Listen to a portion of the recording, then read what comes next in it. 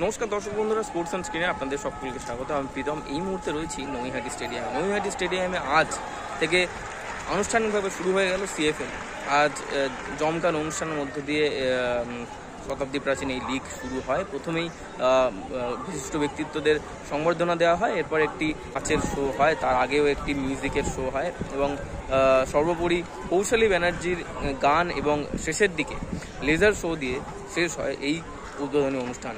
শুধু তাই নয়, এখানেই শেষ ছিল না। এরপর খেলা শুরুর আগে স্টেডিয়ামের সমর্থকদের জন্য বল বিতরণ করা হয়। এদিন সিএফএল এর উদ্বোধনী অনুষ্ঠানে কি কি হলো সে সমস্ত মুহূর্তগুলোই তুলে ধরলাম স্পোর্টস অন স্ক্রিনের পর্দায়। এখানে